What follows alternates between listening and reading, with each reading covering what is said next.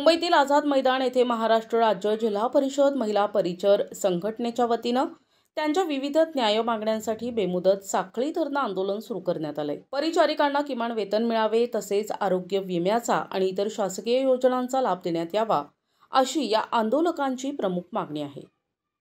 महाराष्ट्र राज्य जिल्हा परिषद महिला परिचर संघटनेच्या राज्याध्यक्षा मंगला मेश्राम यांनी सरकारकडे महिला परिचारिकांना सध्या मिळत असलेल्या 3000 रुपये मानधनाऐवजी किमान 26000 रुपये मासिक वेतन देण्याची मागणी केली आहे। त्यांनी पुढे सांगितलं की आकृतीबंधात आरोग्य सेविका म्हणून नोंद असूनही त्यांना इतर भत्ते, शासकीय योजना आणि आरोग्य विम्याचा लाभ सध्या मिळत नाहीये। या सर्व सुविधा त्वरित पुरविण्याची मागणीही त्यांनी लावून धरली आहे। जोपर्यंत मागण्या मान्य होत नाही तोपर्यंत हे आंदोलन सुरूच राहील, असा निर्धारही त्यांनी व्यक्त केला आहे। महाराष्ट्र राज्य जिल्हा परिषद महिला परिचर संघटना महाराष्ट्रामध्ये 10,673 महिला कार्यरत आहेत। प्राथमिक आरोग्य केंद्राच्या अंतर्गत उपकेंद्र। मी राज्याचा नेतृत्व करते। महाराष्ट्र राज्य अध्यक्ष मंगला मेश्राम। मी नागपूरवरून आलेली आहे आणि आज ह्या भंडारा, नागपूर, रायगड, पालघर आणि ठाणे हा आजपासून साखळी उपोषण साखळी धरणे आंदोलन, बेमुदत साखळी धरणे आंदोलन चालू आहे। कारण 1 जुलैपासून आमचा महाराष्ट्रामध्ये काम बंद आंदोलन चालू आहे। तेव्हा 17 जुलैला विधान भवनामध्ये आरोग्यमंत्री महोदयासोबत भेट झाली, आमदार निकोले साहेब यांच्या उपस्थितीमध्ये। तेव्हा मंत्री महोदय बोलले की आता तुम्हाला तुमचा प्रश्न बऱ्याच दिवसाचा प्रलंबित आहे, हा आपण मीटिंग घेऊ आणि तुमचा प्रश्न मिटवून टाकू। परंतु मिटलेला नाही आणि मीटिंग काही लागली नाही। दुसऱ्यांदा 11, 12, 13 3 दिवस या ठिकाणी 11, 12, 13 ऑगस्ट 3 दिवस आझाद मैदान इथेच आंदोलन केला। 12 तारखेला मंत्री महोदयांनी आरोग्य भवनला आमंत्रित केलं। त्यावेळेस सुद्धा मंत्री महोदयांनी जे बोलले की विभागाला आदेश दिलं किंवा यांचे प्रस्ताव 2 दिवसात तयार करा आणि पाठवा। विभागाने प्रस्ताव तयार केलं किंवा नाही केलं, संघटनेला याची माहिती किंवा कुठलंही पत्र मिळालेला नाही आणि ते आदेश अजूनही आम्हालापर्यंत माहिती नाही मिळाले किंवा नाही मिळाले, तयार झाले किंवा नाही झाले। परवा जाऊन चौकशी केली। 9 तारखेला परत आरोग्यमंत्र्याशी भेट झाली आरोग्य भवनला।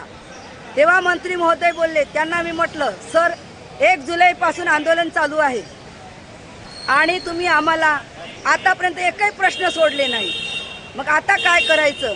तर आम्ही आता निवेदन घेऊन गेलो साखळी उपोषणाचं आणि दिलं, सर आम्हाला असं नेहमी आंदोलन करावं लागेल का? आमचा एकतरी प्रश्न लेखी आश्वासित करा।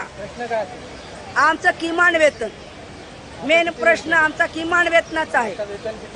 आम्हाला फक्त 3000 रुपये, 0 काहीच नाही। 3000 रुपयाच्या वर आम्हाला कुठलाही मोबदला मिळत नाही।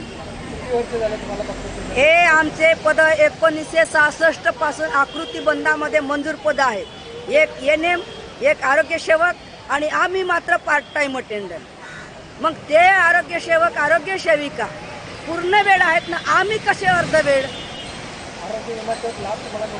आरोग्य विम्याचा लाभ मिळत नाही, व्यतिरिक्त मोबदला मिळत नाही, जाण्या येण्याचा दौऱ्यावरचा त्याचा प्रवास भाडा मिळत नाही। फक्त आणि फक्त आम्हाला 3000 रुपये मिळतो, याच्या व्यतिरिक्त 1 रुपया मिळत नाही। आता तुमच्या मागण्या काय? 3000 आणखी किती वाढ केली? आम्हाला किमान वेतन द्यावं। 26000 आजच्या त्रिपक्ष कामगार परिषदेने जे ठरवलेलं आहे, किमान वेतन सरसकट सगळ्यांना देण्यात यावं, मग त्यांनी आम्हाला किमान वेतन द्यावं। आज आम्ही 1966 पासून आमच्या भगिनी म्हाताऱ्या होऊन गेल्या, त्यांना पेन्शन नाही, त्यांच्या पुढच्या पिढीला काही खाता येत नाही। आज त्यांचा औषध उपचार होऊ शकत नाही। त्यांनी काय करायचं? नेहमी हमाली करत आलो, आम्ही आरोग्याची सेवा देत आलो आणि विना मोबदल्यात आजचं फक्त 2016 पासून फक्त आम्हाला 3000 मिळतो, नाही तर 300, 600, 900 आणि 1200 याच्यावर आम्ही काम केलेलं आहे। व्यतिरिक्त मोबदला कुठलाही नाही। म्हणून आम्ही निर्णय घेतलेला आहे, हा साखळी उपोषण जोपर्यंत सरकार आमच्याशी बोलत नाही, कुठल्याही वाटाघाटी करून तडजोड करत नाही, तोपर्यंत आम्ही हा आंदोलन मागे घेणार नाही. हा आमचा निश्चय आहे. पाणी असो, ऊन असो, पाऊस असो, हा चालू राहील. किती दिवस झाले आंदोलन सुरू आहे? आजचा पहिला दिवस आहे साखळी उपोषणाचा. तसा आमचा 1 जुलै 2025 पासून बेमुदत काम बंद आंदोलन सुरू आहे. प्रतिनिधी सच्चिल मेश्राम, NTV न्यूज मराठी, मुंबई.